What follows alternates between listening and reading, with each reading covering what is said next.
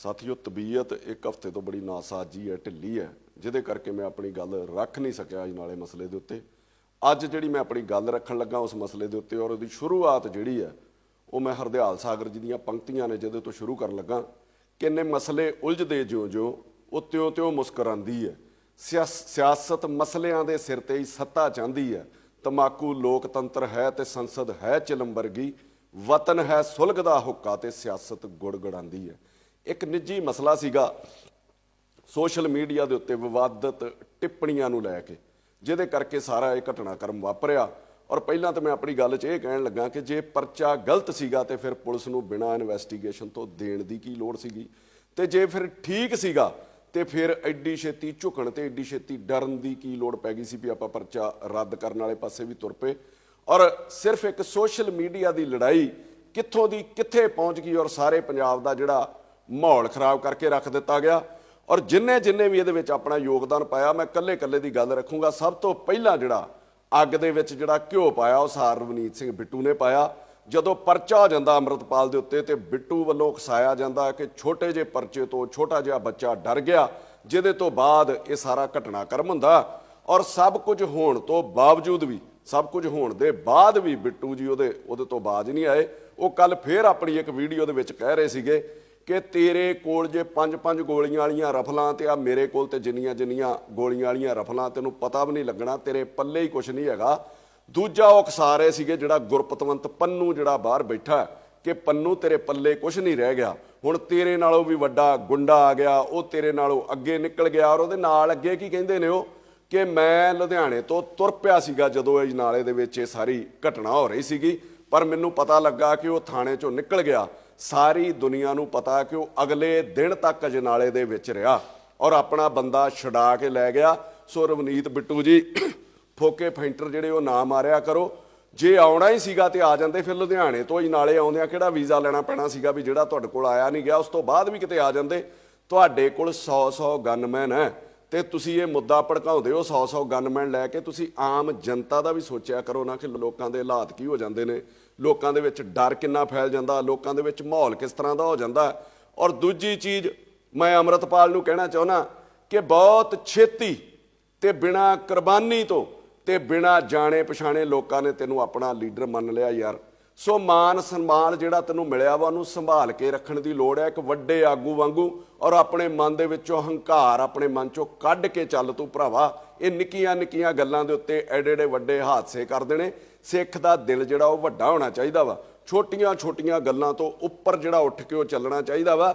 ਇਹ ਮੰਨ ਕੇ ਚੱਲੋ ਕਿ ਸੋਸ਼ਲ ਮੀਡੀਆ ਦੇ ਉੱਤੇ ਵੱਖਰਾ ਕਰਾਊਡ ਚੱਲਦਾ ਵਾ, ਜਿਹਦੇ ਅਨੁਸਾਰ ਨਹੀਂ ਬੋਲੋਗੇ ਉਹ ਤੁਹਾਨੂੰ ਥੱਲੇ ਗਾਲਾਂ ਕੱਢਣੀਆਂ ਸ਼ੁਰੂ ਕਰ ਦੇਣਗੇ। ਉਹ ਨਹੀਂ ਵੇਖਣਗੇ ਤੁਹਾਡੀ ਮਾਂ ਅੱਗੇ ਵਹਿੰਦੀ, ਉਹ ਨਹੀਂ ਵੇਖਣਗੇ ਤੁਹਾਡੀ ਭੈਣ ਵਹਿੰਦੀ ਹੈ। ਉਹਨਾਂ ਦਾ ਇਸ ਚੀਜ਼ ਨਾਲ ਕੋਈ ਲੈਣਾ ਦੇਣਾ ਨਹੀਂ ਹੁੰਦਾ। ਉਹਨਾਂ ਨੂੰ ਤਾਂ ਇਹ ਲੱਗਦਾ ਵੀ ਜੋ ਬੋਲਣਾ ਸਾਡੇ ਅਨੁਸਾਰ ਹੀ ਬੋਲਿਆ ਜਾਵੇ। ਔਰ ਦੂਜੀ ਚੀਜ਼ ਇਹ ਵੀ ਤੁਹਾਨੂੰ ਮੰਨਣਾ ਪਊਗਾ ਕਿ ਜੇ ਤੁਹਾਨੂੰ ਆਪਣੀ ਗੱਲ ਰੱਖਣ ਦਾ ਅਧਿਕਾਰ ਹੈ, ਤੁਸੀਂ ਬਾਰ-ਬਾਰ ਡੈਮੋਕ੍ਰੇਸੀ ਦਾ ਹਵਾਲਾ ਦਿੰਦੇ ਹੋ, ਫਿਰ ਆਪਣੀ ਗੱਲ ਰੱਖਣ ਦਾ ਸਾਰਿਆਂ ਨੂੰ ਅਧਿਕਾਰ ਹੈ, ਪਰ ਸੱਭਿਅਕ ਤੌਰ ਦੇ ਉੱਤੇ ਕਿ ਚੰਗੀ ਭਾਸ਼ਾ ਦੇ ਵਿੱਚ। ਦੂਜੀ ਚੀਜ਼ ਮੈਂ ਤੁਹਾਨੂੰ ਕਹਿਣਾ ਚਾਹੁੰਦਾ ਅੰਮ੍ਰਿਤਪਾਲ ਕਿ ਮੈਂ ਤੇਰੇ ਜਿੱਡਾ ਲੀਡਰ ਤਾਂ ਨਹੀਂ ਮੰਨਦਾ ਭਰਾਵਾ ਆਪਣੇ ਆਪ ਨੂੰ। ਪਰਚੇ ਮੇਰੇ ਤੇ ਵੀ ਹੋਏ 7-8, ਕੁਝ ਝੂਠੇ ਵੀ ਹੋਣਗੇ, ਕੁਝ ਸੱਚੇ ਵੀ ਹੋਣਗੇ, ਪਰ ਮੈਂ ਆਪਣੇ ਨਿੱਜੀ ਫਾਇਦੇ ਲਈ ਨਾ ਤੇ ਕਦੀ ਲੋਕਾਂ ਨੂੰ ਵਰਤਿਆ ਤੇ ਨਾ ਕਦੀ ਧਰਮ ਦਾ ਸਹਾਰਾ ਲਿਆ। ਹਾਂ, ਮੈਂ ਮੰਦਿਰ ਵੀ ਗਿਆ ਪਰਚਿਆਂ ਲਈ, ਮੈਂ ਗੁਰਦੁਆਰੇ ਵੀ ਗਿਆ, ਮੈਂ ਮਸੀਤੇ ਵੀ ਜਾਂਦਾ ਰਿਹਾ ਔਰ ਬਹੁਤ ਦੂਰ ਤੱਕ ਮੈਂ ਹਵਨ ਵੀ ਕਰਾ ਕੇ ਆਉਂਦਾ ਰਿਹਾ ਵਾਂ। ਆਪ ਚੱਲ ਕੇ ਗਿਆ ਗੁਰੂ ਮਹਾਰਾਜ ਦੇ ਦਰ ਦੇ ਉੱਤੇ, ਨਾ ਕਿ ਰੱਬ ਨੂੰ ਨਾਲ ਚੁੱਕ ਕੇ ਤੁਰਿਆ ਫਿਰਦਾ ਰਿਹਾ। ਫਿਰ ਰੱਬ ਨੇ ਮੈਨੂੰ ਕੱਢਿਆ ਵੀ ਉਹਨਾਂ ਪਰਚਿਆਂ ਦੇ ਵਿੱਚੋਂ, ਉਹਨਾਂ ਮੁਸੀਬਤਾਂ ਦੇ ਵਿੱਚੋਂ। ਦੂਜੀ ਚੀਜ਼, ਇੱਕ ਪਾਸੇ ਤੁਸੀਂ ਕਹਿ ਰਹੇ ਹੋ ਕਿ ਪਰਚਾ ਸਾਡੇ ਉੱਤੇ ਗਲਤ ਹੋਇਆ ਔਰ ਦੂਜੇ ਪਾਸੇ ਤੁਹਾਡੇ 'ਚ ਹੰਕਾਰ ਕਿੰਨਾ ਬੋਲਦਾ, ਜਿਹਦੇ 'ਚ ਤੁਸੀਂ ਆਪ ਹੀ ਮੰਨ ਰਹੇ ਹੋ। ਤੁਸੀਂ ਦੂਜੇ ਪਾਸੇ ਇਹ ਕਹਿ ਰਹੇ ਹੋ ਕਿ ਜਿਹੜਾ ਸਾਡੇ ਖਿਲਾਫ ਬੋਲੂਗਾ ਅਸੀਂ ਉਹਨੂੰ ਛੱਡਣਾ ਨਹੀਂ। ਫਿਰ ਇਹਨੂੰ ਕਿਵੇਂ ਛੱਡ ਦਿੱਤਾ? ਫਿਰ ਇਹ ਪਰਚਾ ਤੇ ਕੋਈ ਸੱਚਾ ਹੀ ਹੋਇਆ ਹੋਊਗਾ ਨਾ। ਚਲੋ ਇਹ ਪੁਲਿਸ ਦੀ ਇਨਵੈਸਟੀਗੇਸ਼ਨ 'ਚ ਆ ਜਾਊਗਾ, ਪਤਾ ਨਹੀਂ ਪੁਲਿਸ ਦਬਾਅ 'ਚ ਕੈਂਸਲ ਕਰਦੀ ਆ ਜਾਂ ਕੀ ਕਰਦੀ ਆ। ਦੂਜੀ ਗੱਲ, ਤੁਸੀਂ ਕੌਮ ਦੇ ਆਗੂ ਬਣੇ ਸੀਗੇ, 30 ਸਾਲ ਤੋਂ ਜਿਹੜੇ ਬੰਦੀ ਸਿੰਘ ਬੰਦ ਆ ਉਹਨਾਂ ਦੀ ਰਿਹਾਈ ਜ਼ਿਆਦਾ ਜ਼ਰੂਰੀ ਸੀ ਮਾਰਚ ਕੱਢ ਕੇ, ਕਿ ਜਿਹੜਾ ਬੰਦਾ 3 ਦਿਨ ਤੋਂ ਮਹਿਜ 3 ਦਿਨ ਤੋਂ ਜੇਲ੍ਹ ਦੇ ਵਿੱਚ ਬੰਦ ਸੀਗਾ ਉਹਦੀ ਰਿਹਾਈ ਜਿਹੜੀ ਜ਼ਿਆਦਾ ਜ਼ਰੂਰੀ ਸੀ। ਤੁਸੀਂ ਜੇ ਸੱਚ 'ਚ ਕੌਮ ਦੇ ਆਗੂ ਹੋ ਤੇ ਫਿਰ ਬਹੁਤ ਸਾਰੇ ਮੁੱਦੇ ਨੇ ਕੌਮ ਕੋਲ। ਬੇਅਦਬੀ 328 ਸਰੂਪ, ਪਾਣੀਆਂ ਦਾ ਮੁੱਦਾ, ਚੰਡੀਗੜ੍ਹ ਦਾ ਮੁੱਦਾ, SGPC ਨੂੰ ਰਿਹਾ ਕਰਾਉਣ ਦਾ ਮੁੱਦਾ, ਬਾਣੀ ਨੂੰ ਰਿਹਾ ਕਰਾਉਣ ਦਾ ਮੁੱਦਾ, ਇਹਨਾਂ ਸਭ ਲਈ ਤੁਸੀਂ ਲੜਦੇ ਤੇ ਕੌਮ ਤੁਹਾਨੂੰ ਜਿਹੜਾ ਉਹ ਪ੍ਰਵਾਨਿਤ ਲੀਡਰ ਵੀ ਗਿਣਦੀ। ਆਪਣੇ ਨਿੱਜੀ ਮਫਾਦਾਂ ਲਈ ਤੇ ਲੜਨਾ ਹੀ ਨਹੀਂ ਚਾਹੀਦਾ। ਫਿਰ ਆਪਾਂ ਸਾਰੇ ਸਿੱਖਾਂ ਨੂੰ, ਮੈਂ ਕੱਲੀ ਗੱਲ ਤੇਰੇ ਨਾਲ ਵੀ ਕਰਨ ਲੱਗਾ ਭਰਾਵਾ, ਫਿਰ ਆਪਾਂ ਸਾਰੇ ਸਿੱਖਾਂ ਨੂੰ ਕਿਹਾ ਕਿ ਆਪਣੇ ਕੋਲ ਹਥਿਆਰ ਰੱਖੋ। ਲੋਕਾਂ ਨੇ ਤੇਰੇ ਕਹਿਣ ਤੋਂ ਬਾਅਦ ਆਪ ਪੰਜਾਬ ਦੇ ਵਿੱਚ ਹਥਿਆਰ ਰੱਖਣੇ ਸ਼ੁਰੂ ਕੀਤੇ। ਸੋਸ਼ਲ ਸਾਈਟਸ ਦੇ ਉੱਤੇ ਲੋਕਾਂ ਨੇ ਫੋਟੋਆਂ ਪਾਈਆਂ। ਤੇਰੇ ਹਥਿਆਰ ਰੱਖਣ ਤੇ ਲਹਿਰਾਉਣ ਕਰਕੇ ਸਰਕਾਰ ਨੇ ਇੱਕ ਨਵਾਂ ਕਾਨੂੰਨ ਬਣਾ ਦਿੱਤਾ ਵੀ ਹਥਿਆਰ ਲਹਿਰਾਉਣ ਦੇ ਉੱਤੇ ਪਰਚਾ ਦਿੱਤਾ ਜਾਊਗਾ। ਔਰ ਉਸ ਨਵੇਂ ਕਾਨੂੰਨ ਦੇ ਤਹਿਤ 300-400 ਬੰਦੇ ਦੇ ਉੱਤੇ ਪਰਚਾ ਦਰਜ ਕੀਤਾ ਗਿਆ, ਜਿਸ 'ਚ ਬੱਚੇ ਵੀ ਨਹੀਂ ਬਖਸ਼ੇ ਤੇ ਜਨਾਨੀਆਂ ਵੀ ਨਹੀਂ ਬਖਸ਼ੀਆਂ। ਉਹਨਾਂ ਦੇ ਪਰਚੇ ਰੱਦ ਕਰਾਉਣ ਲਈ ਜਿਹੜੇ ਤੇਰੇ ਕਰਕੇ ਹੋਏ ਸੀਗੇ, ਆਪਾਂ ਉਹਨਾਂ ਲਈ ਤੇ ਕੋਈ ਰੋਸ ਮੁਜ਼ਾਹਰਾ ਨਹੀਂ ਕੀਤਾ। ਉਹ ਜਿਹੜੇ ਤੇਰੇ ਮਗਰ ਲੱਗ ਕੇ ਅੱਜ ਪਰਚਿਆਂ ਚੁਲਝੇ ਫਿਰਦੇ ਨੇ। ਉਹ ਤੋਂ ਅੱਗੇ ਆ ਜਾਓ ਸੰਦੀਪ ਸੰਨੀ, ਜਿਨੇ ਤੇਰੇ ਭਾਸ਼ਣਾਂ ਤੋਂ ਪ੍ਰੇਰਿਤ ਹੋ ਕੇ, ਜਿਸ 'ਚ ਕਹਿੰਦਾ ਸੀ ਸੋਧ ਦਿਓ, ਫੜ ਲਓ, ਵੇਖਣਾ ਨਹੀਂ, ਉੱਥੇ ਵੇਟ ਥੋੜੀ ਕਰਨੀ ਆ, ਉਹਨੇ ਨੇ ਸੂਰੀ ਨੂੰ ਮਾਰਿਆ। ਉਸ ਸੰਦੀਪ ਸੰਨੀ ਦੀ ਵੀ ਉਸ ਦੌਰਾਨ ਆਪਣੀ ਦੁਕਾਨ ਸਾੜੀ ਗਈ ਔਰ ਬੜੀ ਦੁਨੀਆ ਨੇ ਡਿਮਾਂਡ ਕੀਤੀ ਕਿ ਜੇ ਉਹਨੇ ਮਾਰਿਆ ਤੇ ਉਹਦੇ ਉੱਤੇ ਪਰਚਾ ਹੋ ਗਿਆ। ਜਿਨ੍ਹਾਂ ਲੋਕਾਂ ਨੇ ਦੀ ਦੁਕਾਨ ਸਾੜੀ ਆ ਉਹਨਾਂ ਦੇ ਉੱਤੇ ਵੀ ਪਰਚਾ ਹੋਣਾ ਚਾਹੀਦਾ ਵਾ। ਤੇ ਆਪਾਂ ਤੇ ਸੰਦੀਪ ਸੰਨੀ ਲਈ ਵੀ ਕੋਈ ਧਰਨਾ ਨਹੀਂ ਦਿੱਤਾ ਤੇ ਕੋਈ ਉਪਰਾਲਾ ਨਹੀਂ ਕੀਤਾ ਤੇ ਕੋਈ ਆਵਾਜ਼ ਨਹੀਂ ਚੁੱਕੀ ਤੇ ਕੋਈ ਬਾਤ ਨਹੀਂ ਪੁੱਛੀ। ਆਪਾਂ ਗੱਲ ਤੇ ਖਾਲਿਸਤਾਨ ਕਰਦੇ ਰਹਿੰਦੇ, ਖਾਲਿਸਤਾਨ ਚਾਹੀਦਾ, ਖਾਲਿਸਤਾਨ ਚਾਹੀਦਾ, ਵੱਖਰੀ ਹਕੂਮਤ ਚਾਹੀਦੀ ਆ। ਮੈਂ ਪੁੱਛਣਾ ਚਾਹੁੰਦਾ ਭਰਾਵਾ, ਤੈਨੂੰ ਖਾਲਿਸਤਾਨ ਬਣਾਉਣਾ ਕਿੱਥੇ ਆ? ਖਾਲਿਸਤਾਨ ਹੋਣਾ ਕਿੱਡਾ ਕੁ ਹੈ ਕਿ 2 ਘੰਟੇ ਐਨੂੰ ਤੁਰ ਪੋ, 2 ਘੰਟੇ ਉਹਨੂੰ ਤੁਰ ਪੋ ਉੱਧਰੋਂ, ਤੇ ਖਾਲਿਸਤਾਨ ਤੁਹਾਡਾ ਖਤਮ। ਏਡਾ ਕੁ ਖਾਲਿਸਤਾਨ ਹੋਊਗਾ ਸਾਡਾ, ਆਹ ਖਾਲਿਸਤਾਨ ਹੋਊਗਾ ਸਾਡਾ, ਇੰਨੀ ਕੁ ਮਤਲਬ ਉਹਦਾ ਜਿਹੜਾ ਏਰੀਆ ਹੋਊਗਾ। ਅੰਮ੍ਰਿਤ ਸੰਚਾਰ ਤੁਸੀਂ ਕਰਾਉਂਦੇ ਹੋ, ਵਧੀਆ। ਨਸ਼ਾ ਛਡਾਊ ਤੁਸੀਂ ਮੁਹਿੰਮ ਚਲਾਈ ਹੋ, ਵਧੀਆ। ਪਤਾ ਨਹੀਂ ਕਿੰਨੇ ਕੁ ਲੋਕਾਂ ਨੇ ਤੁਹਾਡੀ ਮੁਹਿੰਮ ਤੋਂ ਨਸ਼ਾ ਛੱਡਣਾ ਤੇ ਕਿੰਨਿਆਂ ਨੇ ਅੰਮ੍ਰਿਤ ਛਕ ਕੇ ਜਿਹੜਾ ਉਹ ਨਿਭਾਉਣਾ ਵਾ, ਇਹ ਸਮਾਂ ਦੱਸੂਗਾ। ਮੈਂ ਇਹਦੇ ਉੱਤੇ ਕਿੰਤੂ ਪਰੰਤੂ ਨਹੀਂ ਕਰਦਾ। ਆਪਾਂ ਗੱਲ ਦੇ ਉੱਤੇ ਆਪਾਂ ਚੀਜ਼ਾਂ ਦਾ ਨਿਤਾਰਾ ਤੇ ਕਰੀਏ, ਉਹਦੇ ਰਿਜ਼ਲਟ ਕੀ ਆ ਰਹੇ ਨੇ ਯਾਰ। ਆਪਾਂ ਅਮਿਤ ਸ਼ਾਹ ਨੂੰ, ਮੋਦੀ ਨੂੰ ਗਾਲਾਂ ਕੱਢੀ ਜਾਂਦੇ ਆ ਸਿਰਫ ਇਹ ਸਾਬਤ ਕਰਨ ਲਈ ਕਿ ਮੈਂ ਏਜੰਸੀਆਂ ਦਾ ਤੇ ਕੇਂਦਰ ਦਾ ਬੰਦਾ ਨਹੀਂ ਹੈਗਾ। ਮੈਂ ਤੈਨੂੰ ਇਹ ਕਹਿਣਾ ਚਾਹੁੰਦਾ ਵੀ ਇਹਨਾਂ ਗਾਲਾਂ ਦਾ ਗੁੱਸਾ ਉਹ ਪੰਜਾਬ ਦੇ ਉੱਤੇ ਕੱਢਦੇ ਨੇ। ਦੂਜੀ ਚੀਜ਼, ਮੈਂ ਨਹੀਂ ਤੈਨੂੰ ਕਹਿੰਦਾ ਕਿ ਤੂੰ ਏਜੰਸੀਆਂ ਦਾ ਬੰਦਾ ਵਾ, ਪਰ ਮੈਂ ਤੈਨੂੰ ਇੱਕ ਗੱਲ ਜ਼ਰੂਰ ਕਹਿਣੀ ਚਾਹੁੰਦਾ, ਇੰਨੀ ਕੁ ਮੇਰੀ ਉਮਰ ਤੇ ਇੰਨਾ ਕੁ ਮੇਰਾ ਤਜਰਬਾ ਹੋ ਗਿਆ ਵਾ ਕਿ ਏਜੰਸੀਆਂ ਜਿਹਨੂੰ ਵਰਤਣਾ ਹੁੰਦਾ ਨਾ, ਕਦੀ ਉਹਦੇ ਨਾਲ ਮੀਟਿੰਗਾਂ ਨਹੀਂ ਕਰਦੀਆਂ, ਬਲਕਿ ਉਹ ਮਾਹੌਲ ਹੀ ਇਹੋ ਜਿਹਾ ਕ੍ਰੀਏਟ ਕਰਦੀਆਂ ਔਰ ਮਾਈਂਡ ਹੀ ਬੰਦੇ ਦਾ ਇਹੋ ਜਿਹਾ ਸੈੱਟ ਕਰਦੀਆਂ ਵਾ, ਬੰਦੇ ਨੂੰ ਪਤਾ ਹੀ ਨਹੀਂ ਲੱਗਦਾ ਵੀ ਉਹ ਕਦੋਂ ਏਜੰਸੀਆਂ ਕੋਲ ਵਰਤਿਆ ਗਿਆ ਵਾ, ਕਦੋਂ ਉਹ ਏਜੰਸੀਆਂ ਦੇ ਹੱਥਾਂ ਦੇ ਵਿੱਚ ਖੇਡ ਗਿਆ ਵਾ। ਮੈਂ ਤੈਨੂੰ ਅਲਰਟ ਕਰਦਾ ਕਿ 2024 ਚੋਣਾਂ ਤੱਕ ਤੈਨੂੰ ਏਜੰਸੀਆਂ ਨੇ ਪੀਕ ਦੇ ਉੱਤੇ ਚੜਾਉਣਾ, ਟੀਸੀ ਦੇ ਉੱਤੇ ਖੰਡਗੇ ਔਰ ਚੋਣਾਂ ਤੋਂ ਪਹਿਲਾਂ ਤੇਰੇ ਤੇ ਕਾਰਵਾਈ ਕਰਕੇ ਨਾ, ਜਿੱਦਾਂ ਉਹਨਾਂ ਪੁਲਵਾਮਾ ਵਾਲਾ ਕਾਂਡ ਹੋਇਆ ਸੀਗਾ, ਉਹਦੇ ਸਿਰ ਤੇ ਦੇਸ਼ ਜਿੱਤ ਲਿਆ ਸੀਗਾ, ਇਸੇ ਤਰੀਕੇ ਉਹ ਪੂਰਾ ਦੇਸ਼ ਜਿੱਤਣਗੇ। ਅੰਮ੍ਰਿਤਪਾਲ ਖੁਦ ਸੋਚ, ਜਾਂ ਰੱਬ ਤੈਨੂੰ ਕਿਤੇ ਸਮੱਤ ਬਖਸ਼ੇ, ਜਿਸ ਦਿਨ 2 ਦਿਨ ਦਾ ਸਮਿਟ ਇਨਵੈਸਟਮੈਂਟ ਸੀਗਾ ਪੰਜਾਬ ਦੇ ਵਿੱਚ, ਉਹ 2 ਦਿਨ ਪੰਜਾਬ ਦੁਨੀਆ ਦੇ ਵੱਡੇ ਵਪਾਰੀ ਭਾਰਤ ਦੇ ਵਿੱਚੋਂ ਇੱਥੇ ਆਏ ਸੀਗੇ, ਜਿਨ੍ਹਾਂ ਨੇ ਪੰਜਾਬ 'ਚ ਇਨਵੈਸਟ ਕਰਨ ਦਾ ਸੋਚਣਾ ਸੀਗਾ। ਕੱਲੀ ਤੇਰੀ ਘਟਨਾ ਨਹੀਂ ਹੋਈ ਉਸ ਦਿਨ 2 ਘਟਨਾਵਾਂ ਹੋਈਆਂ ਪੰਜਾਬ ਦੇ ਵਿੱਚ, ਜਦੋਂ ਸਾਰੇ ਵਪਾਰੀ ਪੰਜਾਬ ਦੇ ਵਿੱਚ ਸੀਗਾ। ਇੱਕ ਅਜਨਾਲੇ ਵਾਲੀ ਜਿਹੜੀ ਤੂੰ ਕੀਤੀ, ਦੂਜੀ ਗਵਰਨਰ ਦੀ ਸਟੇਟਮੈਂਟ ਆਉਂਦੀ ਹੈ, ਰਿਫਿਊਜ਼ ਕਰ ਦਿੰਦਾ ਬਜਟ ਸੈਸ਼ਨ ਨੂੰ ਵੀ ਮੈਂ ਬਜਟ ਸੈਸ਼ਨ ਹੀ ਨਹੀਂ ਬੁਲਾਉਣ ਦੇਣਾ। ਕੀ ਉਹਨਾਂ ਵਪਾਰੀਆਂ ਦੇ ਮਨ ਦੇ ਉੱਤੇ ਬੀਤੀ ਹੋਊਗੀ ਤੇਰੀ ਘਟਨਾ ਦੇ ਨਾਲ ਸਿਕਿਉਰਿਟੀ ਕਰਕੇ ਤੇ ਉਧਰ ਫਾਈਨੈਂਸ਼ੀਅਲ ਸਿਕਿਉਰਿਟੀ ਕਰਕੇ, ਆ ਉਹਨਾਂ ਦੇ ਦਿਮਾਗ 'ਚ ਬਹਿ ਗਿਆ ਹੋਊਗਾ ਤੇ ਕੀ ਸਵਾਹ ਤੇ ਖੇ ਯਾਰ ਉਹ ਪੰਜਾਬ ਦੇ ਵਿੱਚ ਪੈਸੇ ਲਾਉਣਗੇ। ਇਹਨਾਂ ਦੋਵਾਂ ਘਟਨਾਵਾਂ ਨੂੰ ਅੱਗੇ ਜਾ ਕੇ ਵੀ ਸੋਚ।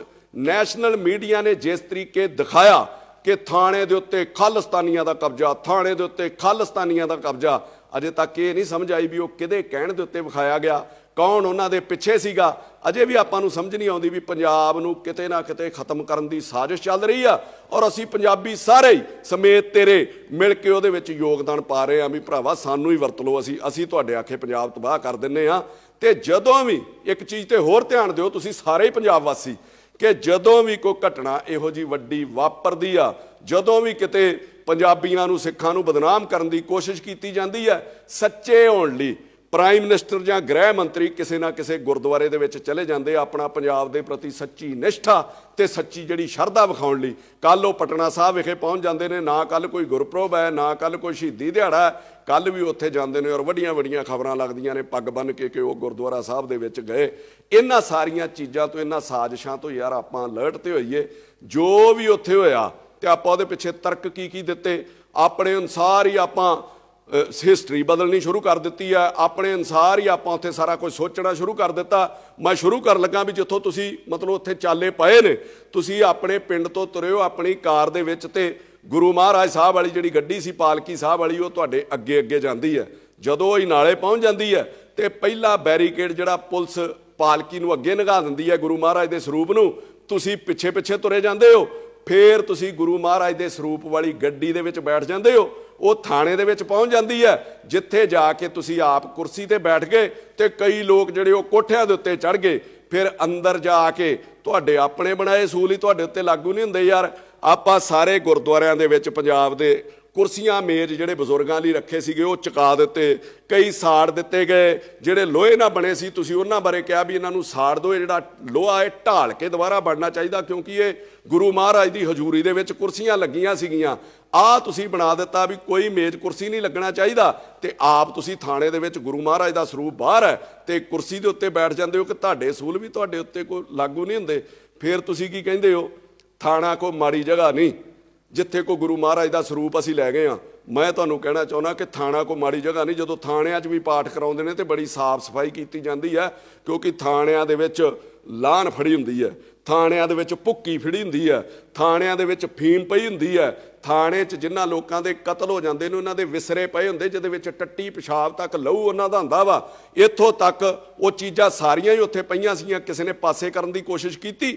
ਦੂਜੇ ਪਾਸੇ ਆ ਜਾਓ, ਪੁਲਿਸ ਵਾਲਾ ਜੇ ਗੁਰਦੁਆਰੇ ਦੇ ਵਿੱਚ ਜੁੱਤੀ ਤੇ ਦੂਰ ਬੈਲਟ ਲਾ ਕੇ ਵੀ ਚਲੇ ਜਾਵੇ ਤੇ ਆਪਾਂ ਰੌਲਾ ਪਾ ਦਿੰਦੇ ਵੀ ਬੇਅਦਬੀ ਹੋ ਗਈ, ਬੇਅਦਬੀ ਹੋ ਗਈ, ਤੇ ਆਪਾਂ ਗੁਰਦੁਆਰਾ ਸਾਹਿਬ ਹੀ ਚੁੱਕ ਕੇ ਥਾਣੇ ਦੇ ਵਿੱਚ ਲੈ ਗਏ ਆ। ਕੀ ਤੁਸੀਂ ਇਹ ਬਿਲਕੁਲ ਮਤਲਬ ਠੀਕ ਕੀਤਾ? ਫਿਰ ਤੁਸੀਂ ਆਪਣੀ ਗਲਤੀ ਨੂੰ ਲੁਕਾਉਣ ਲਈ ਤਰਕ ਆਪਣੀ ਮਰਜ਼ੀ ਦੇ ਅਨੁਸਾਰ ਦੇ ਰਹੇ ਹੋ ਕਿ ਰਾਜੇ ਮਹਾਰਾਜੇ ਵੀ, ਫੌਜਾਂ ਵੀ ਜੰਗ ਦੇ ਅੱਗੇ ਜਿਹੜੇ ਉਹ ਗੁਰੂ ਮਹਾਰਾਜ ਦੇ ਸਰੂਪ ਲੈ ਕੇ ਜਾਂਦੀਆਂ ਸੀਗੀਆਂ। ਅੰਮ੍ਰਿਤਪਾਲ ਜੀ, ਰਾਜੇ ਮਹਾਰਾਜੇ ਜਿਹੜੇ ਗੁਰੂ ਮਹਾਰਾਜ ਦਾ ਸਰੂਪ ਖੜਦੇ ਸੀਗੇ ਫੌਜੀ ਜੰਗਾਂ ਦੇ ਵਿੱਚ, ਉਹ ਮਹਾਰਾਜ ਦਾ ਓਟ ਆਸਰਾ ਲੈਣ ਲਈ ਖੜਦੇ ਸੀ ਤੇ ਇੱਕ ਜਗ੍ਹਾ ਤੇ ਸੁਸ਼ੋਭਿਤ ਕੀਤਾ ਜਾਂਦਾ ਸੀਗਾ, ਨਾ ਕਿ ਗੁਰੂ ਮਹਾਰਾਜ ਦਾ ਸਰੂਪ ਜਿਹੜਾ ਬਾਰਡਰ ਵਾਲੀ ਤਾਰ ਦੇ ਕੰਢੇ ਲਈ ਫਿਰਦੇ ਸੀ ਜਿੱਥੇ ਗੋਲੀਆਂ ਚੱਲਦੀਆਂ ਸੀਗੀਆਂ, ਜਾਂ ਕੋਈ ਤੋਪ ਦੇ ਅੱਗੇ ਰੱਖ ਦਿੰਦੇ ਸੀ ਕਿ ਜਿੱਥੇ ਤੋਪਾਂ ਡਿੱਗਣੀਆਂ ਤੇ ਗੋਲੀਆਂ ਆਉਣੀਆਂ ਸੀਗੀਆਂ। ਉਹ ਇੱਕ ਜਗ੍ਹਾ ਤੇ ਸੁਸ਼ੋਭਿਤ ਕਰਕੇ ਉੱਥੇ ਮੱਥਾ ਟੇਕ ਕੇ ਓਟ ਆਸਰਾ ਲੈ ਕੇ ਤੇ ਉਹ ਫਿਰ ਜਾਂਦੇ ਸੀਗੇ। ਫਿਰ ਆਪਾਂ ਤਰੱਕੀ ਦਿੰਨੇ ਆ ਸੰਤਾਂ ਮਹਾਂਪੁਰਸ਼ਾਂ ਦੇ ਨਾਂ ਦਾ ਕਿ ਸੰਤ ਕਰਤਾਰ ਸਿੰਘ ਭਿੰਡਰਾਲਿਆਂ ਨੇ 37 ਨਗਰ ਕੀਰਤਨ ਐਮਰਜੈਂਸੀ 'ਚ ਕੱਢੇ। ਮੈਂ ਤੁਹਾਨੂੰ ਪੁੱਛਣਾ ਚਾਹੁੰਦਾ ਕਿ ਇਹ ਨਗਰ ਕੀਰਤਨ ਸੀਗਾ? ਉਹਨਾਂ ਨੇ ਜੇ ਨਗਰ ਕੀਰਤਨ ਕੱਢੇ ਹੋਣਗੇ ਤੇ ਕੋਈ ਬੰਦੇ ਛਡਾਉਣ ਲਈ ਨਹੀਂ ਕੱਢੇ, ਕੋਈ ਪਰਚੇ ਰੱਦ ਕਰਾਉਣ ਲਈ ਨਗਰ ਕੀਰਤਨ ਨਹੀਂ ਕੱਢੇ ਗਏ, ਕੋਈ ਨਿੱਜੀ ਮਫਾਦਾਂ ਲਈ ਨਗਰ ਕੀਰਤਨ ਨਹੀਂ ਕੱਢੇ ਗਏ। ਫਿਰ ਆਪਾਂ ਹਵਾਲਾ ਦਿੰਨੇ ਆ ਕਿਸਾਨ ਅੰਦੋਲਨ ਦੇ ਵਿੱਚ ਗੁਰੂ ਮਹਾਰਾਜ ਦਾ ਸਰੂਪ ਜਿਹੜਾ ਉੱਥੇ ਰੱਖਿਆ ਗਿਆ ਸੀਗਾ। ਮੈਂ ਤੁਹਾਨੂੰ ਦੱਸ ਦਿੰਦਾ, ਮੇਰਾ ਖਿਆਲ ਉਦੋਂ ਤੇ ਤੁਸੀਂ ਦੁਬਈਓਂ ਵੀ ਨਹੀਂ ਸੀ ਆਏ ਜਦੋਂ ਕਿਸਾਨ ਅੰਦੋਲਨ ਤੁਰਿਆ, ਪੰਜਾਬ ਦੇ ਵਿੱਚੋਂ ਗਿਆ, ਪੰਜਾਬ ਭਰ ਕੇ ਲੋਕ ਉਹਦੇ ਵਿੱਚ ਗਏ ਆ। ਜਦੋਂ ਬੈਰੀਕੇਡ ਤੋੜਦੇ ਗਏ ਉਦੋਂ ਗੁਰੂ ਮਹਾਰਾਜ ਦਾ ਸਰੂਪ ਨਹੀਂ ਲੈ ਕੇ ਗਏ। ਜਦੋਂ ਉੱਥੇ ਬਹੁ ਗਿਣਤੀ ਵਿੱਚ ਪਹੁੰਚ ਗਏ ਆ, ਜਦੋਂ ਉੱਥੇ ਉਹਨਾਂ ਨੂੰ ਪਤਾ ਸੀਗਾ ਕਿ ਲੰਮਾ ਸਮਾਂ ਇੱਥੇ ਰਹਿਣਾ ਵਾ, ਤੇ ਫਿਰ ਗੁਰੂ ਮਹਾਰਾਜ ਦਾ ਜਿਹੜਾ ਸਰੂਪ ਆ ਉੱਥੇ ਸੁਸ਼ੋਭਿਤ ਕੀਤਾ ਗਿਆ। ਤੇ ਜਿਹੜੇ ਸਿੱਖ ਸੀਗੇ, ਜਿਹੜੇ ਗੁਰੂ ਨੂੰ ਮੰਨਣ ਵਾਲੇ ਲੋਕ, ਸਾਰੇ ਗੁਰੂ ਨੂੰ ਮੰਨਣ ਵਾਲੇ ਸੀ, ਕਈਆਂ ਦੀ ਰੋਜ਼ ਦੀ ਸ਼ਰਧਾ ਹੁੰਦੀ ਆ, ਉਹਨਾਂ ਕਰਕੇ ਉਹ ਰੋਜ਼ ਉੱਥੇ ਉਹ ਮੱਥਾ ਟੇਕਦੇ ਸੀਗੇ ਤੇ ਗੁਰੂ ਮਹਾਰਾਜ ਦਾ ਓਟ ਆਸਰਾ ਲੈ ਕੇ ਚੱਲਦੇ ਸੀਗੇ ਔਰ ਮੋਰਚਾ ਵੀ ਫਤਿਹ ਕਰਕੇ ਆਏ। ਅੱਗੇ ਆਓ, ਤੁਸੀਂ ਜੀਰਾ ਫੈਕਟਰੀ ਦਾ ਹਵਾਲਾ ਦਿੱਤਾ ਕਿ ਜੀਰਾ ਫੈਕਟਰੀ ਦੇ ਵਿੱਚ ਪਹਿਲੇ ਦਿਨ ਹੀ ਗੁਰੂ ਮਹਾਰਾਜ ਦਾ ਸਰੂਪ ਅੱਗੇ ਲਾ ਲਿਆ ਗਿਆ ਸੀਗਾ। 3-4 ਵਾਰੀ ਡਾਂਗਾ ਖਾਧੀਆਂ ਲੋਕਾਂ ਨੇ ਉੱਥੇ। ਉਸ ਤੋਂ ਬਾਅਦ ਜਦੋਂ ਪੱਕਾ ਮੋਰਚਾ ਲੱਗਾ, ਫਿਰ ਜੀਰੇ ਦੇ ਵਿੱਚ ਗੁਰੂ ਮਹਾਰਾਜ ਦਾ ਜਿਹੜਾ ਸਰੂਪ ਉਹ ਸੁਸ਼ੋਭਿਤ ਕੀਤਾ ਗਿਆ। ਇਹਨਾਂ ਚੀਜ਼ਾਂ ਦੇ ਨਾਲ ਤੁਲਨਾ ਨਾ ਕਰੋ ਤੇ ਨਾ ਹੀ ਝੂਠੇ ਜਿਹੜੇ ਉਹ ਤਰਕ ਦਿਓ। ਹਾਂ, ਜੇ ਤੁਹਾਡੇ ਕੋਲੋਂ ਗਲਤੀ ਹੋਈ ਆ, ਵੱਡਿਆਂ ਵੱਡਿਆਂ ਕੋਲ ਹੁੰਦੀ ਆ, ਸਾਡੇ ਕੋਲੋਂ ਵੀ ਹੁੰਦੀ, ਅਸੀਂ ਤੇ ਛੋਟੇ ਜਿਹੇ ਆ, ਔਰ ਗਲਤੀ ਨੂੰ ਮੰਨ ਲੈਣਾ ਚਾਹੀਦਾ ਔਰ ਸੰਗਤ ਤੁਹਾਨੂੰ ਪ੍ਰਵਾਨ ਵੀ ਕਰੂਗੀ। ਜੇ ਤੁਸੀਂ ਗੁਰੂ ਮਹਾਰਾਜ ਦਾ ਓਟ ਆਸਰਾ ਲੈਣ ਦੀ ਗੱਲ ਕਰਦੇ ਹੋ, ਤੁਸੀਂ ਗੁਰੂ ਮਹਾਰਾਜ ਦਾ ਓਟ ਆਸਰਾ ਹੀ ਲੈਣਾ ਸੀਗਾ ਤੇ ਫਿਰ ਗੁਰਦੁਆਰਾ ਸਾਹਿਬ ਤੇ ਅਜਨਾਲੇ ਵੀ ਹੈਗਾ ਸੀਗਾ, ਉੱਥੇ ਹੀ ਅਰਦਾਸ ਜਿਹੜੀ ਬੇਨਤੀ ਕਰ ਲੈਂਦੇ। ਟਕਸਾਲ ਦੇ ਵਿੱਚ ਵੀ ਗੁਰੂ ਮਹਾਰਾਜ ਦਾ ਸਰੂਪ ਸੀਗਾ, ਉੱਥੇ ਤੁਸੀਂ ਆਪਣੀ ਅਰਦਾਸ ਬੇਨਤੀ ਕਰ ਲੈਂਦੇ। ਕਿ ਉੱਥੇ ਗੁਰੂ ਮਹਾਰਾਜ ਦੇ ਸਰੂਪ ਸੇਮ ਨਹੀਂ ਕਿ ਜਿਹੜਾ ਮਤਲਬ ਜਿਹੜੇ ਗੁਰੂ ਮਹਾਰਾਜ ਦਾ ਸਰੂਪ ਤੁਹਾਡੇ ਨਾਲ ਪਾਲਕੀ ਦੇ ਵਿੱਚ ਸੀਗਾ ਉਹਦੇ ਵਿੱਚ ਕੋਈ ਵੱਖਰੀ ਬਾਣੀ ਤੇ ਹੈ ਨਹੀਂ ਕਿ ਆਪਣੇ ਨਾਲ ਸਿਰਫ ਇਹੀ ਮਹਾਰਾਜ ਦਾ ਸਰੂਪ ਚੱਲਣਾ ਚਾਹੀਦਾ? ਸਰੂਪ ਤੇ ਇੱਕ ਹੀ ਹੈ ਨਾ ਯਾਰ। ਫਿਰ ਜੇ ਭਰਾਵਾ ਤੂੰ ਸੱਚਾ ਸਿੱਖ ਸੀਗਾ, ਫਿਰ ਤੂੰ ਪੁਲਿਸ ਨੂੰ ਕਹਿੰਦਾ ਕਿ ਯਾਰ ਆਹ ਮੇਰੇ ਨਾਲ ਗੁਰੂ ਮਹਾਰਾਜ ਦਾ ਸਰੂਪ ਹੈ, ਇਹਨੂੰ ਮੈਨੂੰ ਗੁਰਦੁਆਰਾ ਸਾਹਿਬ ਜਾਂ ਟਕਸਾਲ ਦੇ ਵਿੱਚ ਸੁਸ਼ੋਭਿਤ ਕਰ ਆਉਣ ਦਿਓ, ਤੇ ਫਿਰ ਆਪਾਂ ਦੋ ਹੱਥ ਕਰ ਲੈਂਦੇ ਆ, ਫਿਰ ਆਪਾਂ ਲੜ ਲੈਂਦੇ ਆ, ਤੇ ਫਿਰ ਆਪਾਂ ਨੂੰ ਵੀ ਪਤਾ ਹੋਣਾ ਸੀਗਾ ਵੀ ਕੀ ਹਾਲਾਤ ਬਣਨੇ ਸੀਗੇ ਤੇ ਕੀ ਉੱਥੇ ਹਸ਼ਰ ਹੋਣਾ ਸੀਗਾ। ਇਹ ਤਰਕ ਕੋਈ ਚੰਗੇ ਨਹੀਂ। ਕੱਲ ਨੂੰ ਕੋਈ ਗੈਂਗਸਟਰ, ਰੇਪਿਸਟ ਗੁਰੂ ਮਹਾਰਾਜ ਦਾ ਸਰੂਪ ਰੱਖ ਕੇ ਗੱਡੀ ਦੇ ਵਿੱਚ ਉਹ ਸੂਬਾ ਛੱਡਣ ਦੀ ਤਿਆਰੀ ਕਰ ਲੂਗਾ, ਪੁਲਿਸ ਨੂੰ ਪਤਾ ਹੋਊਗਾ ਤੇ ਪੁਲਿਸ ਨੂੰ ਹੱਥ ਵੀ ਨਹੀਂ ਪਾ ਸਕਦੀ। ਇਹੋ ਜਿਹਾ ਤਰੀਕਾ ਤੁਸੀਂ ਲੋਕਾਂ ਨੂੰ ਕੀ ਸੇਧ ਦੇ ਰਹੇ ਹੋ ਯਾਰ? ਕੱਲ ਨੂੰ ਮੰਨ ਲਓ ਮੇਰੇ ਘਰ ਕਿਸੇ ਦੇ ਘਰ ਵੀ ਕੋਈ ਬੰਦਾ ਲੜਨ ਆ ਜਾਂਦਾ, ਕਿਸੇ ਨੂੰ ਮਾਰਨ ਆ ਜਾਂਦਾ, ਤੇ ਕਦੀ ਕੋਈ ਆਪਣੇ ਪਿਓ ਨੂੰ ਵੀ ਅੱਗੇ ਕਰਦਾ ਵੀ ਇਹ ਪਹਿਲਾਂ ਮੇਰੇ ਪਿਓ ਨੂੰ ਗੋਲੀ ਵੱਜ ਜਾਵੇ ਜਾਂ ਪਹਿਲਾਂ ਮੇਰੇ ਪਿਓ ਨੂੰ ਕੁੱਟ ਲਓ ਜਾਂ ਇਹਦੇ ਗਲ ਪੈ ਜਾਓ। ਇਹ ਗੁਰੂ ਮਹਾਰਾਜ ਦਾ ਸਤਿਕਾਰ ਨਹੀਂ ਹੈ। ਇਹ ਬਾਪ ਦਾ ਸਤਿਕਾਰ ਨਹੀਂ ਹੈ, ਬੁਜ਼ਦਿਲੀ ਹੁੰਦੀ ਹੈ। ਫਰਕ ਸਿਰਫ ਇਹ ਹੈ ਕਿ ਲੋਕ ਤੁਹਾਡੇ ਨਾਲ ਜਿਹੜੀ ਗੁਰੂ ਸਾਹਿਬ ਦੀ ਪਾਲਕੀ ਚੱਲਦੀ ਸੀਗੀ, ਤੁਹਾਨੂੰ ਗਲਤਫਹਿਮੀ ਹੈ ਤੈਨੂੰ ਭਰਾਵਾ, ਜਿਹੜੀ ਪਾਲਕੀ ਚੱਲਦੀ ਸੀ ਲੋਕ ਉਹਦਾ ਸਤਿਕਾਰ ਕਰ ਰਹੇ ਸੀਗੇ, ਲੋਕ ਉਹਦੇ ਅੱਗੇ ਆਪਣਾ ਜਿਹੜਾ ਸਿਰ ਨਵਾ ਰਹੇ ਸੀਗੇ। ਤੇ ਜਿਹਦੇ ਹੰਕਾਰ 'ਚ ਤੂੰ ਇਹ ਸਮਝ ਲਿਆ ਕਿ ਲੋਕ ਮੇਰੇ ਅੱਗੇ ਸਿਰ ਨਵਾ ਰਹੇ ਨੇ ਤੇ ਪੁਲਿਸ ਮੇਰੇ ਕੋਲੋਂ ਡਰ ਗਈ ਆ, ਇਹੋ ਜਿਹੀ ਕੋਈ ਡਰਨ ਵਾਲੀ ਗੱਲ ਨਹੀਂ ਹੈਗੀ। ਜਦੋਂ ਭਜਦਿਆਂ ਨੂੰ ਵਾਹਣ ਇੱਕੋ ਜਿਹੇ ਨੇ, ਜਦੋਂ ਤੁਸੀਂ ਕਿਸੇ ਦੇ ਥਾਣੇ ਦੇ ਉੱਤੇ ਹੀ ਪੈ ਗਏ ਤੇ ਉਹਨਾਂ ਕੋਲ ਲਿਹਾਜ਼ ਥੋੜੀ ਕਰਨਾ ਸੀਗਾ। ਫਿਰ ਹੰਕਾਰ ਆਪਣੇ ਵਿੱਚ ਕਿੰਨਾ ਕੁੱਟ-ਕੁੱਟ ਕੇ ਭਰਿਆ। ਮੈਂ ਤੁਹਾਡੀਆਂ ਕਈ ਬਾਈਟ ਸੁਣਦਾ ਪੱਤਰਕਾਰਾਂ ਨੂੰ, ਹੈਂ ਕਰਕੇ ਆਪਾਂ ਗੱਲਾਂ ਕਰਦੇ ਆ, ਮਾਈਕ ਮੇਰੇ ਦੰਦਾਂ ਤੇ ਨਾ ਮਾਰ ਦਿਓ। ਮੈਂ ਤੈਨੂੰ ਪੱਤਰਕਾਰਾਂ ਬਾਰੇ ਦੱਸਾਂ, ਤੇਰੇ ਮੇਰੇ ਵਰਗੇ ਕਈ ਆਏ ਨਾ ਹੰਢਾ ਕੇ ਉਹ ਸੁੱਟਤੇ ਤੇ ਮੁੜ ਕੇ ਉਹਨਾਂ ਦਾ ਪਤਾ ਵੀ ਨਹੀਂ ਲੱਗਦਾ। ਤੁਸੀਂ ਉਦੋਂ ਵੀ ਕਿਹਾ ਵੀ ਮਾਈਕ ਮੇਰੇ ਦੰਦਾਂ ਨੂੰ ਨਾ ਮਾਰਿਓ। ਇਹ ਸ਼ੋਭਾ ਦਿੰਦੀਆਂ ਏਡੇ ਏਡੇ ਵੱਡੇ ਕੌਮ ਦੇ ਆਗੂ ਨੂੰ ਇਹ ਗੱਲਾਂ। ਕੱਲ ਤੁਹਾਨੂੰ ਇੱਕ ਪੱਤਰਕਾਰ ਨੇ ਪੁੱਛਿਆ ਕਿ ਪੁਲਿਸ ਵਾਲੇ ਵੀ ਜ਼ਖਮੀ ਹੋਏ ਨੇ, ਕੀ ਉਹਨਾਂ ਦਾ ਪਤਾ ਲੈਣ ਜਾਓਗੇ? ਤੇ ਹੰਕਾਰ ਆਪਣੇ ਸਿਰ ਤੇ ਚੜ ਕੇ ਬੋਲਦਾ ਸੀਗਾ, ਹਾਂ ਮੈਂ ਜਾਊਂਗਾ, ਟਾਈਮ ਲੱਗੂਗਾ ਮੈਨੂੰ ਪਤਾ ਕਰਨ, ਕਿਤੇ ਉਹ ਭੱਜ ਹੀ ਨਾ ਜਾਣ ਵੀ ਇੱਧਰ ਨੂੰ ਫੇਰ ਆ ਗਿਆ ਵਾ। ਆਹ ਹੰਕਾਰ ਹੈ ਯਾਰ ਤੁਹਾਡੇ ਅੱਗੇ, ਆਹ ਹੰਕਾਰ ਹੈ ਤੁਹਾਡੇ ਮਨ ਦੇ ਵਿੱਚ।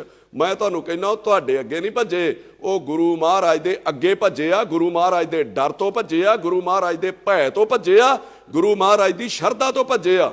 ਫਿਰ ਤੁਸੀਂ ਕੀ ਕਹਿੰਦੇ ਹੋ ਬਾਰ-ਬਾਰ? ਰੋਜ਼ ਹੀ ਤੁਹਾਨੂੰ ਸੁਣੀਦਾ ਕਿ ਅਸੀਂ ਗੁਲਾਮ ਆ। ਇਹ ਕਿਹੜੀ ਗੁਲਾਮੀ ਹੈ ਯਾਰ? ਇੱਕ ਐਸਪੀ ਦਾ ਸਿਰ ਪਾੜ ਦਿਓ, ਪੁਲਿਸ ਵਾਲਿਆਂ ਦੀਆਂ ਪੱਗਾਂ ਲਾਹ ਦਿੱਤੀਆਂ, ਉਹਨਾਂ ਨੂੰ ਕਿਰਪਾਨਾਂ ਲੈ ਕੇ ਪੈ ਗਏ, ਥਾਣੇ ਦੇ ਉੱਤੇ ਕਬਜ਼ਾ ਕਰ ਲਿਆ, ਐਸਐਸਪੀ ਨਾਲ ਤੁਸੀਂ ਮੀਟਿੰਗ ਕਰ ਰਹੇ ਹੋ ਤੇ ਉਹਦੇ ਸਿਰ ਦੇ ਉੱਤੇ ਹਥਿਆਰਾਂ ਦੀ ਛਾਂ ਕਰਕੇ ਬੈਠੇ ਹੋ। ਇਹ ਕਿਹੋ ਜਿਹੀ ਗੁਲਾਮੀ ਹੈ ਯਾਰ? ਮੈਨੂੰ ਤੇ ਸਮਝ ਨਹੀਂ ਆਈ ਵੀ ਹੋਰ ਵੀ ਕਿਸੇ ਮੁਲਕ ਦੇ ਵਿੱਚ ਇਸ ਤਰ੍ਹਾਂ ਹੁੰਦਾ ਵਾ। ਤੇ ਮੈਨੂੰ ਹੈਰਾਨੀ ਪੁਲਿਸ ਤੇ ਵੀ ਆਉਂਦੀ ਹੈ ਤੇ ਨਮੋਸ਼ੀ ਵੀ ਆਉਂਦੀ ਹੈ ਕਿ ਪੰਜਾਬ ਦੇ ਵਿੱਚ ਆਮ ਬੰਦੇ ਦੀ ਜਾਂ ਗਰੀਬ ਦੀ ਫੇਸਬੁੱਕ ਦੇ ਉੱਤੇ ਕਿਤੇ ਨਕਲੀ ਹਥਿਆਰ ਨਾਲ ਵੀ ਫੋਟੋ ਆ ਜਾਂਦੀ ਸੀ ਤੇ ਉਹਦੇ ਉੱਤੇ ਝੱਟ ਜਿਹੜਾ ਉਹ ਪਰਚਾ ਦਰਜ ਕੀਤਾ ਜਾਂਦਾ ਸੀਗਾ। ਇੱਥੇ ਐਸਐਸਪੀ ਦੇ ਸਿਰ ਦੇ ਉੱਤੇ ਬੰਦੂਕਾਂ ਲਹਿਰਾਈਆਂ ਜਾ ਰਹੀਆਂ, ਐਸਐਸਪੀ ਦੇ ਸਿਰ ਦੇ ਉੱਤੇ ਬੰਦੂਕਾਂ ਦੀ ਛਾਂ ਕੀਤੀ ਆ ਤੇ ਕੋਈ ਪਰਚਾ ਹੀ ਨਹੀਂ ਦਿੱਤਾ, ਤੇ ਸਗੋਂ ਪਹਿਲੇ ਪਰਚੇ ਵੀ ਰੱਦ ਕਰਨ ਦੀਆਂ ਉੱਥੇ ਪ੍ਰੈਸ ਦੇ ਵਿੱਚ ਅਨਾਉਂਸਮੈਂਟ ਕੀਤੀਆਂ ਜਾ ਰਹੀਆਂ ਵਾ। ਇਹ ਧਮਕੀਆਂ ਉੱਤੋਂ ਧਮਕੀਆਂ ਲਾਈਆਂ ਜਾ ਰਹੀਆਂ ਕਿ ਜਿਨ੍ਹਾਂ ਨੇ ਸੱਟਾਂ ਲਾਈਆਂ ਜਾਂ ਜਿਨ੍ਹਾਂ ਨੂੰ ਲੱਗੀਆਂ, ਜੇ ਸਾਡੇ ਉੱਤੇ ਦੁਬਾਰਾ ਪਰਚਾ ਦਰਜ ਕਰਕੇ ਵਿਖਾਇਓ, ਅਸੀਂ ਦੁਬਾਰਾ ਇਹੋ ਜਿਹਾ ਕੰਮ ਕਰਾਂਗੇ। ਇਹ ਕਿਹੋ ਜਿਹੀ ਗੁਲਾਮੀ ਆ ਅੰਮ੍ਰਿਤਪਾਲ ਸਿੰਘ? ਇਹਨੂੰ ਗੁਲਾਮੀ ਕਹਿੰਦੇ ਆ ਯਾਰ। ਸੋ ਮੇਰੀ ਤੈਨੂੰ ਬੇਨਤੀ ਹੈ ਕਿ ਪ੍ਰਮਾਤਮਾ ਤੈਨੂੰ ਅਕਲ ਵੀ ਦੇਵੇ, ਤੂੰ ਵੀ ਥੋੜਾ ਜਿਹਾ ਅਕਲ ਤੋਂ ਕੰਮ ਲੈ। ਔਰ ਪੰਜਾਬ ਦੇ ਹੋਰ ਮੁੱਦਿਆਂ ਲਈ ਬੜੇ ਧਰਨੇ ਲਾਉਣ ਦੀ ਲੋੜ ਹੈ। ਪੰਜਾਬ ਦੇ ਵਿੱਚ ਕੁਝ ਨਹੀਂ ਹੈਗਾ, ਇਹਦਾ ਲੱਕ ਟੁੱਟਾ ਪਿਆ ਵਾ। ਪੰਜਾਬ 'ਚ ਬਹੁਤ ਸਾਰੇ ਮੁੱਦੇ ਇਹੋ ਜਿਹੇ ਨੇ, ਹੋਰ ਬਹੁਤ ਸਾਰੇ ਲੋਕਾਂ ਦੇ ਉੱਤੇ ਜਾਲੀ ਪਰਚੇ ਦਿੱਤੇ ਜਾਂਦੇ ਨੇ ਅਮੀਰਾਂ ਵੱਲੋਂ, ਸਰਕਾਰਾਂ ਵੱਲੋਂ। ਆਪਾਂ ਉਹਨਾਂ ਦੀ ਲੜਾਈ ਜਿਹੜੀ ਲੜਨ ਦੀ ਕੋਸ਼ਿਸ਼ ਕਰਨੀ ਚਾਹੀਦੀ ਸੀਗੀ। ਸੋ ਆਪਣੇ ਆਪ ਕੋਈ ਹੌਸਲੇ ਤੋਂ ਕੰਮ ਲਓ। ਜੇ ਲੋਕਾਂ ਨੇ ਤੁਹਾਨੂੰ ਸ਼ੋਭਾ ਦਿੱਤੀ, ਏਡੀ ਛੋਟੀ ਉਮਰ ਦੇ ਵਿੱਚ ਤੁਹਾਨੂੰ ਆਗੂ ਮੰਨਿਆ, ਤੇ ਫਿਰ ਕੌਮ ਦੇ ਤੇ ਪੰਜਾਬ ਦੇ ਭਲੇ ਲਈ ਆਪਾਂ ਕੰਮ ਕਰੀਏ। ਜੇ ਦੂਜੀ ਚੀਜ਼ ਮੈਂ ਸਰਕਾਰ ਨੂੰ ਤੇ ਪੁਲਿਸ ਨੂੰ ਵੀ ਇਹ ਸਲਾਹ ਦੇਣਾ ਚਾਹੁੰਦਾ ਕਿ ਇਸ ਘਟਨਾਕ੍ਰਮ ਦੇ ਵਿੱਚ ਪੁਲਿਸ ਨੇ ਜੋ ਭੂਮਿਕਾ ਨਿਭਾਈ ਆ ਉਹ ਬਹੁਤ ਵਧੀਆ ਸੀਗੀ। ਡੀਜੀ ਨੇ ਵਧੀਆ ਜਿਹੜਾ ਗਾਈਡ ਕੀਤਾ ਆਪਣੀ ਫੋਰਸ ਨੂੰ, ਪਰ ਇਹਦੇ ਨਾਲ ਜੋ ਸੂਬੇ ਦਾ ਨੁਕਸਾਨ ਹੋਇਆ, ਅਮਨ ਸ਼ਾਂਤੀ ਦਾ, ਇਨਵੈਸਟਮੈਂਟ ਦਾ, ਉਹਨੂੰ ਪੂਰਾ ਕਰਨ ਦੀ ਜ਼ਿੰਮੇਵਾਰੀ ਵੀ ਡੀਜੀ ਦੀ ਤੇ ਪੰਜਾਬ ਸਰਕਾਰ ਦੀ ਬਣਦੀ, ਉਹਦਾ ਫਰਜ਼ ਬਣਦਾ। ਨਹੀਂ ਤੇ ਕੱਲ ਨੂੰ ਇੱਥੇ ਕਿਸੇ ਨੇ ਕੋਈ ਇਨਵੈਸਟ ਨਹੀਂ ਕਰਨਾ। ਇਹ ਨਾ ਹੋਵੇ ਕਿ ਕੱਲ ਤੋਂ ਜੇ ਕਿਸੇ ਨੇ ਕੋਈ ਪਰਚਾ ਦਰਜ ਕਰਾਉਣਾ, ਪੰਜਾਬ ਦੇ ਹਾਲਾਤ ਇਹੋ ਜਿਹੇ ਬਣ ਜਾਣਗੇ, ਜੇ ਕਿਸੇ ਤੇ ਪਰਚਾ ਜਾਲੀ ਦਰਜ ਹੋ ਗਿਆ ਤੇ ਉਹ ਆਪਣੀਆਂ ਇਨਕੁਆਇਰੀਆਂ ਲਾਉਣ ਲਈ ਅੰਮ੍ਰਿਤਪਾਲ ਕੋ ਜਾਇਆ ਕਰਨਗੇ। ਉਹ ਅਫਸਰਾਂ ਨੂੰ ਫੋਨ ਕਰਿਆ ਕਰੂਗਾ ਵੀ ਇਹਨੂੰ ਕੱਢ ਦਿਓ ਤੇ ਇਹਨੂੰ ਪਾ ਦਿਓ। ਤੇ ਜੇ ਕਿਸੇ ਨੇ ਪੰਜਾਬ ਦੇ ਵਿੱਚ ਕੋਈ ਯੂਨਿਟ ਵੀ ਲਾਉਣਾ, ਕੋਈ ਇਨਵੈਸਟ ਵੀ ਕਰਨਾ ਹੈ, ਤੇ ਉਹ ਤੁਹਾਡੇ ਨਾਲੋਂ ਪਹਿਲਾਂ ਉਹਨੂੰ ਅੰਮ੍ਰਿਤਪਾਲ ਕੋਲੋਂ ਐਨਓਸੀ ਜਿਹੜੀ ਲੈਣੀ ਪਿਆ ਕਰੂਗੀ। ਇਹੋ ਜਿਹਾ ਮਾਹੌਲ ਸੂਬੇ ਦੇ ਵਿੱਚ ਨਾ ਕ੍ਰੀਏਟ ਕੀਤਾ ਜਾਵੇ। ਜੋ ਘਾਟਾ ਸੂਬੇ ਨੂੰ ਪਿਆ, ਜੋ ਡਰ ਵਪਾਰੀਆਂ ਦੇ ਮਨ ਤੇ ਜਾਂ ਆਮ ਲੋਕਾਂ ਦੇ ਮਨ ਤੇ ਉੱਤੇ ਫੈਲਿਆ ਜਾਂ ਛਾਇਆ, ਉਹਨੂੰ ਦੂਰ ਕਰਨਾ ਵੀ ਸਰਕਾਰ ਦਾ ਫਰਜ਼ ਹੈ।